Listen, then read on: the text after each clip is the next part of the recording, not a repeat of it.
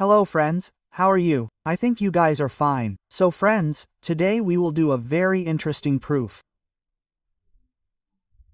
And this proof of ours is a very useful result in different areas of physics, be it in electrodynamics, classical mechanics or quantum mechanics. Okay, so what is the result, friends? So if you see here, it is written the divergence of vector speed of the form. So friends, if we have this type of result, you can see here that I have vector r here, and friends, if I take its divergence here, then I get two results.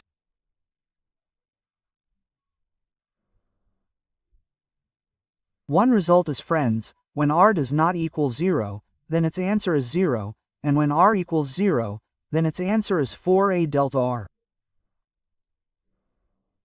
Now why is it like this? This is what we will discuss here today, friends. Okay?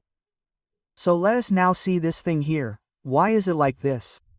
So friends, let me proceed with the lecture, okay? I have a request for all of you that you can see that these are some of my groups. So, you can follow me here. Like this is my Instagram group. This is my WhatsApp group. And this is my Telegram group, friends. Okay? So you can scan these and add my group. And this is also my contact number. So you can ask me all your doubts related to this exam here, friends, by writing hi directly to me. Okay? So friends, our topic today is that divergence of this is equal to this. Right? When r is not equal to 0, then the value is 0. And when r equals 0, the value is 4y delta r, okay? So here, friends, today we will prove this thing and see what it is. So first of all, what we do is let's assume this given to you as vector a, and the vector a, friends, will become vector r up r.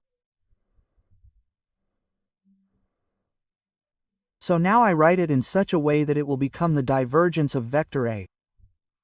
So friends, we have two values of this. One value is 0 when r does not equal 0, and one value is its 4 pi delta r when r equals 0, and we have to prove these results here. Okay? So first of all, let me tell you that this vector a which we have here is vector f, so it looks something like this. Meaning what is happening here is like I have a charge kept near me, and from this you will see that our field is coming out here. So you will see that my field here is coming out from the center. Absolutely, you can understand it like a fountain, right? So what is a fountain? Suppose this is a fountain, then there is a charge placed on this fountain. There is a knob here, so your water comes out like this. It comes out radially, okay? This is it, okay friends? So in this way, and if I consider it a sphere here, then suppose it is placed at the center of the sphere, and from this your field is outside the direction in every direction. Okay? So now we take our first case here. So friends, here, our case number first, we take it here now. So our case number first here is that, friends, I take here that when r is not equal to 0, if r is not equal to 0, what does it mean that it can be that r is greater than 0, that is, r is positive. Right? Or friends, it can be that, and what do you mean by r sun 0? Or it means r is not equal to 0. It means r cannot be 0. Either the value of r is greater than 0 or the value of r is smaller than 0, okay? Then, in that case, friends, what can we do is that we have to prove that the value of this, del dot vector r, what do we have, friends? Equation 0 now. How does this happen? So what I told you is that we assume here that this field of mine is your spherical field. Okay? I mean like you have placed a charge at the center of a football and it is moving radially outwards. Okay? So we assume that here we have a spherical symmetric. Right?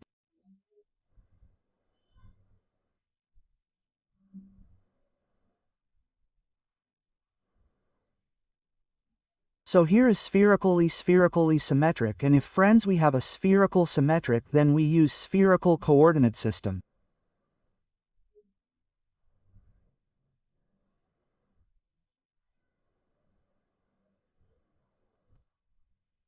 So we will use spherical coordinate system here. Now, as it is written, I have, if you see here, what do I have written? So here we have, del dot this we have, this up this, so how can I write divergence in spherical coordinate system?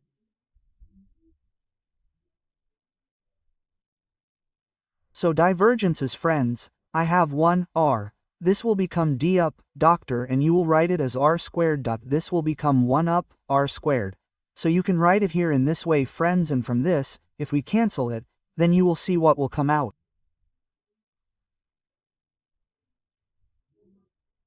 So from here friends I will have 1, r squared d, doctor 1. So its value friends we have 0. When does this value come to us to be 0? When r does not equal 0, and I can tell you another direct formula for it, right? That if suppose, yes, this is its direct formula. So, the direct formula is this, friends, that we have, del dot. Here we have the vector r to the power of r. So, friends, it has a direct formula, it is 3n to the power of r. Isn't it? When is it? When r is not equal to 0. Now, what will happen here, that r dot? Here we have the vector r. So, what is the power of n here? 3. So this will be 3 to 3 by r. So you saw that the answer to this is 0, friends. When is it 0? When r is not equal to 0. So we have proved that if our r is not equal to 0, then friends, what will be our answer? You're 0. Meaning you will not have any flux here. Okay? Meaning, where is your charge placed? At r equals 0, meaning at r greater than 0 and at r less than 0, no charge of any kind is placed here. So that's why our flux will become 0. Okay? Yes. Now we will talk about this here. Friends. This is case number 2. So here's our case number 2. So what is there in this? It is r equals 0, right? When we have r equals 0, then what will be the case here, friends?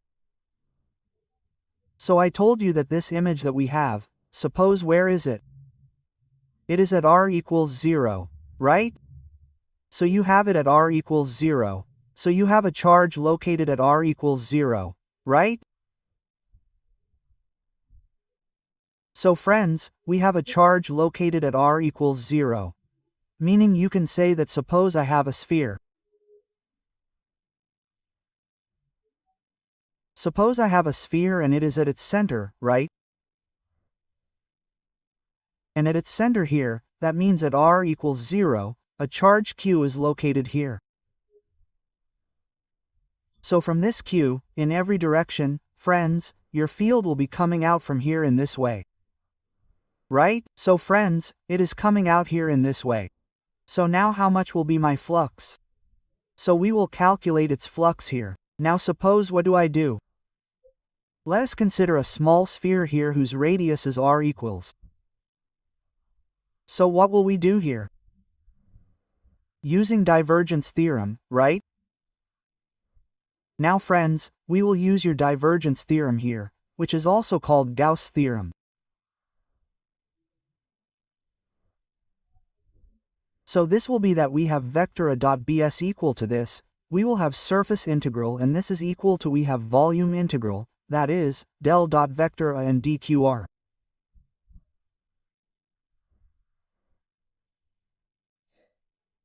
Okay, now if we put its value here, then what did we consider vector a to be? Vector r dot ds equal to this is our surface integral. This will become dis. So from here, del dot will come, this will become vector r, and what do we have? Dr. So friends, what do we call this? This is your total flux, right? So here we will write it as total flux. Total flux passing through the closed surface. Isn't it? Total flux passing through the closed surface. Alright, friends, so here it is. Now what do I do here, friends? Now try to understand this thing a little bit here, that I calculate the value of this integral here. If I calculate this, then this is what I will get. Alright, so now here, let us calculate it here and see. So what do we have, friends? Flux. So what is the flux that we have, friends? So from here, if I calculate my flux, then what flux did we have? So, this was your S, isn't it? This was our vector r.ds. Alright, this is what we have. What do we call this, friends? Your flux, here. Let's call it. So, now I concur. Here, friends, we have done it. Concurrency, isn't it? Consider this here, our S is a sphere. So, consider this a small sphere, right? A small sphere whose radius is very small, right? That means a sphere. Alright? With center at origin. With center at origin. Alright, so, where is the center of this here, friends? It's at the origin. So, where is the center of this here, friends? It's at the origin. And now if I calculate this thing, it will become the vector r.d. Equation now, friends, what can I write here? So, I can write the vector r as r this, by r dot. Now this is a sphere, so radially it's going in the outward direction. So, this will become r cap dot s. So, this cancels out from here. So, what does this leave you with? 1 r squared and these friends ds. And if I solve this, look, 1 r. Now let's solve this. So, what is the radius here? So, this will become square. And look, what is ds? So, what is the surface area of a sphere? So, the surface area of a sphere is 4 pi r squared. So, we will write this down. Square. So, this will become your square. So, this cancels out, friends. So, what is the value we got from here? 4 pi. Okay? So, you saw, friends, that the integral that we got, that is, the vector r.ds, what is the value of this integral? 4 pi. Okay? Now, friends, what is your divergence theorem? It is the vector r.ds, surface, integral. This will become del dot, vector r, and this will become dqr. And what will be the value of these two? We have 4 pi, right? Because it is equal, so its value will be 4 pi from here. So, now it has come to us, so means that from here this value will be with us in this way. So you can write it here, friends, in this way. Equation 4a. Now, friends, if I multiply it with delta r on both sides. Now why am I doing this? I will tell you now. Now what do I do, friends? Here you will see that here I have del dot this, we have this divided by this will become delta r. I multiplied it with delta r and it will become 4 pi asterisk delta r. On both sides now you know that, friends, our divergence, that is, the divergence of A, it gives you a scalar quantity, friends. So it means it is scalar, so I can enter it and take it out. So from here, friends, I can take it out, it is integral, right? So I can do it in the next page. So friends, what will happen to you from here? So from here it is yours, right?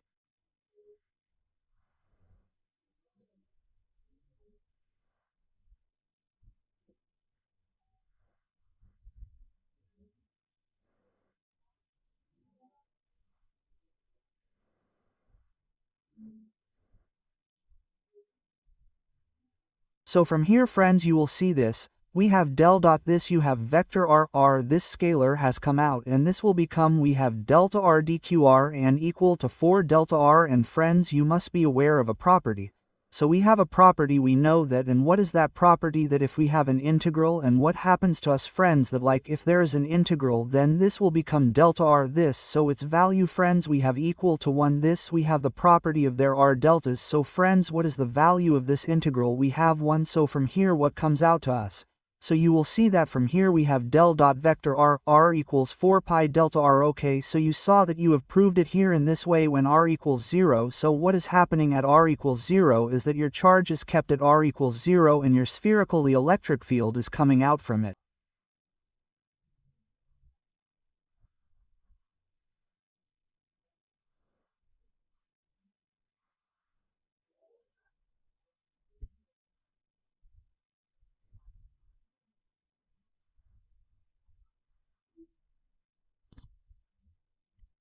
Okay? And if you consider a tiny sphere there whose radius is very, very small, then it will behave as a draft delta function.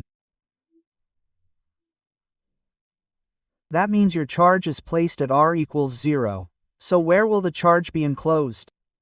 It will be enclosed at r equals 0. So there is no charge at r greater than 0. So the value is 0, and at r less than 0 also there is no charge, so the value is 0. So we will get a sharp point at r equals 0. Isn't it? We can feel it exactly like this, like a fountain. So water comes out of the nozzle of the fountain, and here and there we have 0. So it is exactly the same thing, isn't it? So if you understand it here, then it is something like this, that here your charge Q is placed and this is its nozzle. So your field lines are coming out like this. Okay, like this. Okay friends, so I hope you have understood this thing here. Isn't it?